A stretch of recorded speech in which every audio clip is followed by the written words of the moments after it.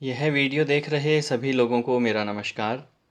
आज के हमारे वीडियो का विषय है फंडामेंटल ऑफ अष्टक वर्ग, अर्थात अष्टक वर्ग की प्रारंभिक बातें कि अष्टक वर्ग वास्तव में है क्या और यह कैसे बनता है।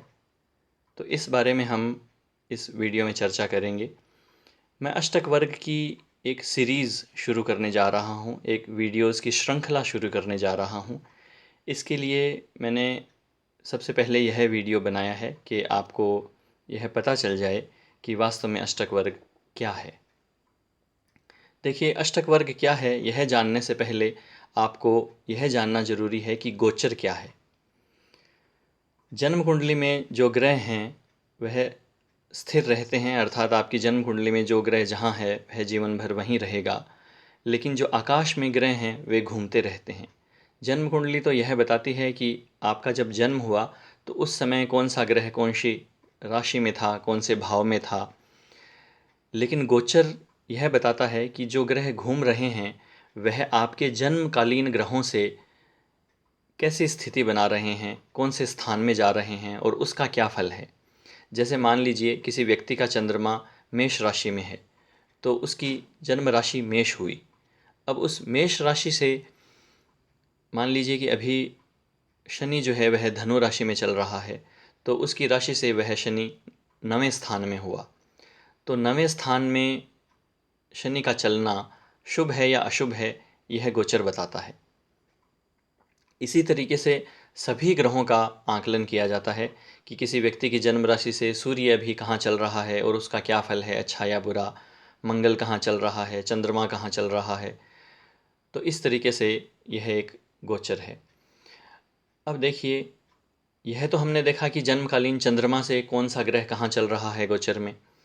लेकिन जब हम यही सूर्य से भी देखें कि जन्म कुंडली में जहाँ सूर्य है उससे जो गोचर में सूर्य है वह कहाँ चल रहा है, दूसरे स्थान में है, तीसरे स्थान में है, चौथे स्थान में है, मंगल कहाँ है, चंद्रमा कहाँ है, सब ग्रहों का विचार करें।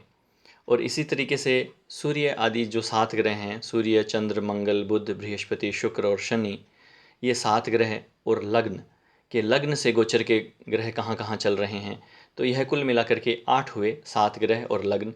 तो इसी का नाम अष्टक वर्ग है, क्योंकि यह 8 हैं। 8 से विचार करने का जो वर्ग है वह अष्टक वर्ग है। तो अष्टक वर्ग मूलतः यह बताता है कि आपके जन्मकालीन ग्रहों से और लग्न से जो गोचर के ग्रह चल रहे हैं वह कितने शुभ चल रहे हैं, कितने अशुभ चल रहे हैं। इस विषय को थोड़ा और स्पष्ट करने के लिए हम एक सूर्य का अष्टक वर्ग लेंगे और उसे मैन्युअली बनाएंगे, हाथ से बनाएंगे, जिससे आपको स्थिति और ज़्यादा स्पष्ट हो जाएगी।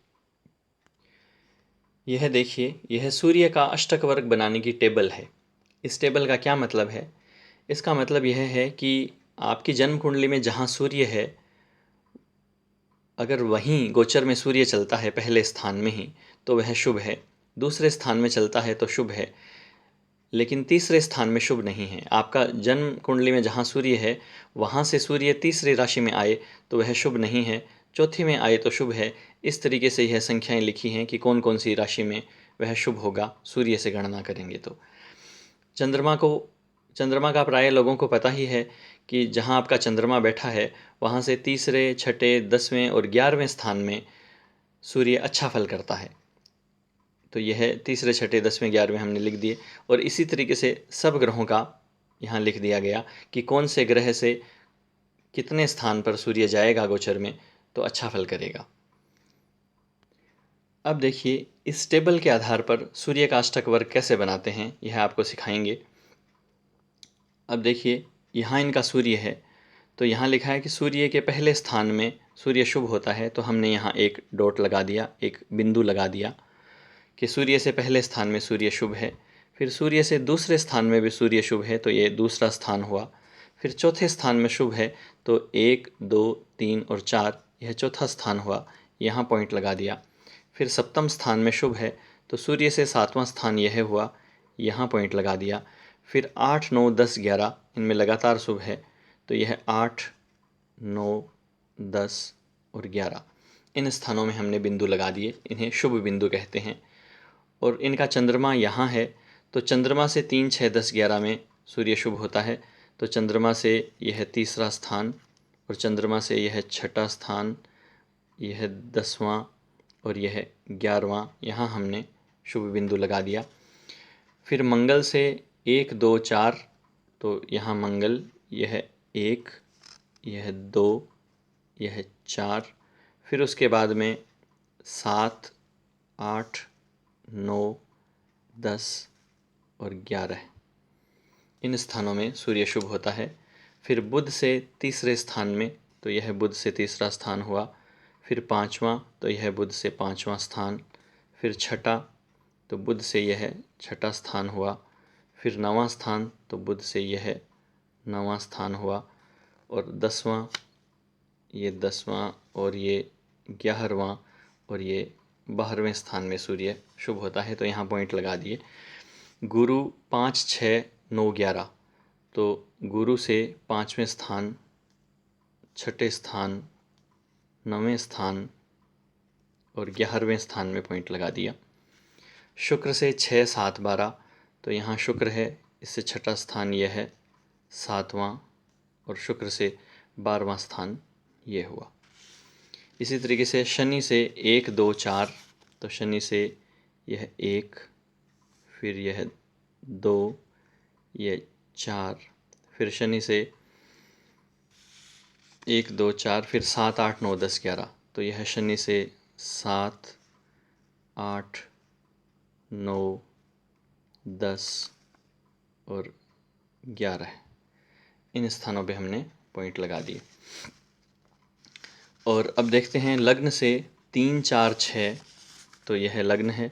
लग्न से 3 और 4 और 6 10 11 12, यह 10, यह 11 और यह 12, तो यह सूर्य का अष्टक वर्ग है।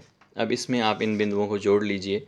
सूर्य के अष्टक वर्ग में धनु राशि में 4 अशुभ बिंदु हैं, मकर राशि में 5 हैं, कुंभ में 4 हैं, मीन में भी 4 हैं, मेष में 3 हैं, वृष में 2 हैं, मिथुन में 4, कर्क में 4, सिंह में 6 और कन्या में 5, तुला में 5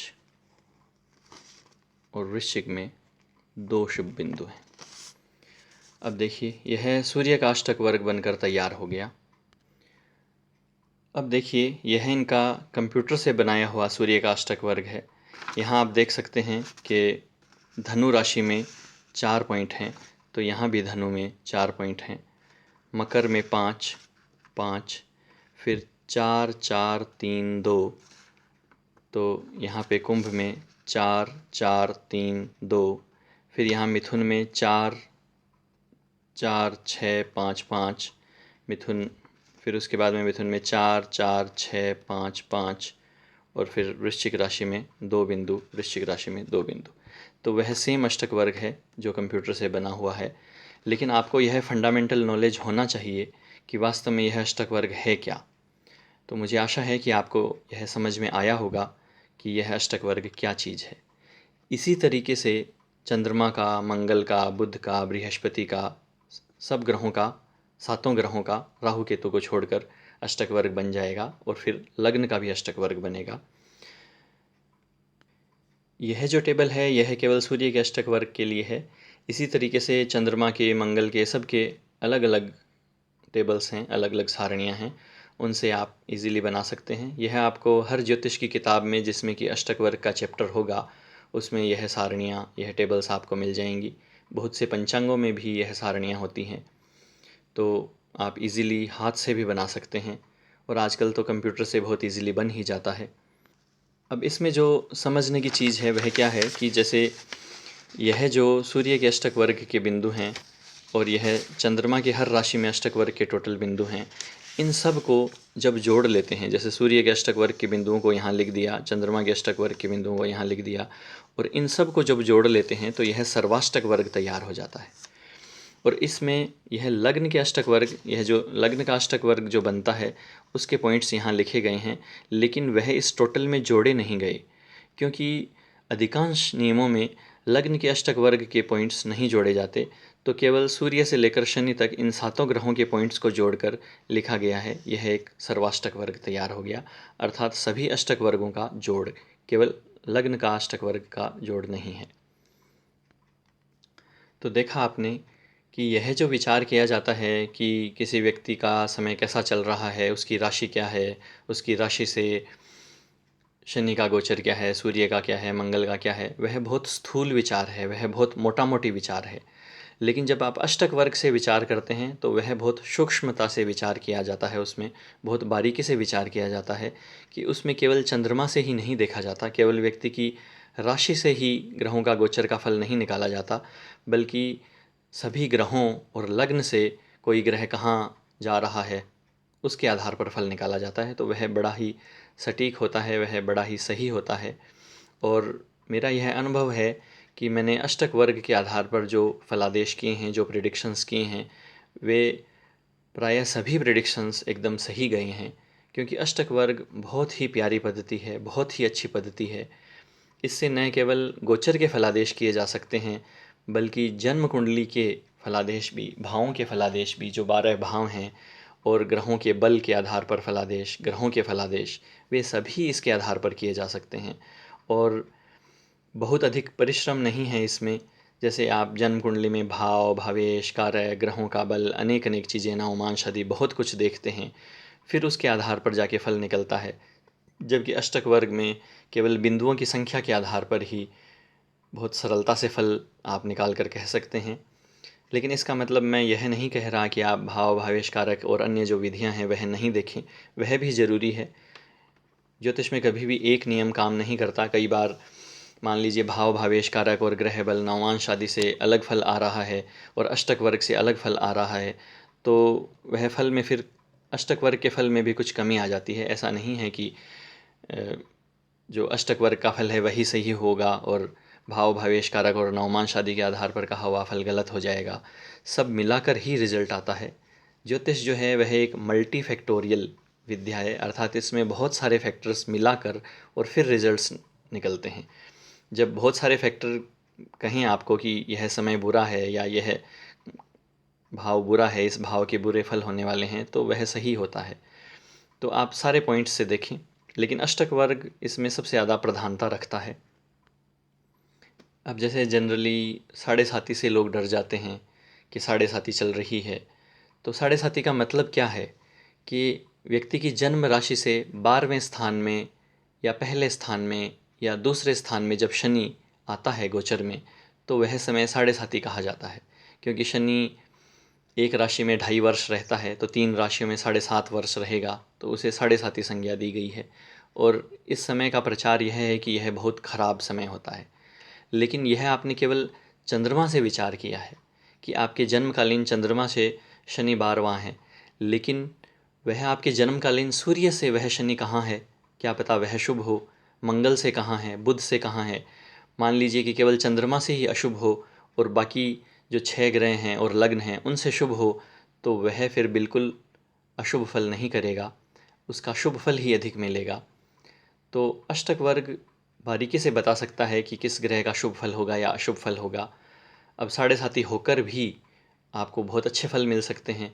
और शनि लाभ स्थान में चले, जिसको बहुत अच्छा बताया गया है, हो सकता है कि वहाँ शनि का केवल एक ही बिंदु हो, तो वह लाभ स्थान में चलकर भी अच्छा फल नहीं करेगा। इन सब चीज़ों को अष्टक वर्ग बहुत बारीकी से और बहुत सही बताता है। उसके अलावा मैंने पीछे वीडियो अपलोड किए हैं, उनमें आपने देखा ही कि सर्वाष्टक वर्ग से कितने अच्छे से फलादेश किए जा सकते हैं। अब आने वाले वीडियोज़ में मैं अलग अलग ग्रहों के अष्टक वर्ग पे वीडियो बनाऊंगा। जैसे सूर्य का अष्टक वर्ग, उससे क्या क्या देख सकते हैं, उसमें क्या क्या नियम लगा सकते हैं। तो मुझे आशा है कि वो वीडियो आप लोगों को अब इजीली समझ में आएंगे। अष्टक वर्ग की प्रारंभिक जानकारी, जो बेसिक जानकारी है, वह आपको इस वीडियो से हो गई होगी। और अगर मेरा यह प्रयास, मेरी यह मेहनत आपको अच्छी लगी, तो इसे लाइक ज़रूर करिएगा। और अगर अच्छे कमेंट्स मिलेंगे तो मेरा मन और भी प्रसन्न होगा और आप यदि मेरे चैनल को सब्सक्राइब कर देंगे तो जो भी मेरा नया वीडियो आएगा उसकी सूचना तुरंत आपको मिल जाया करेगी। आज के लिए इतना ही। नमस्कार।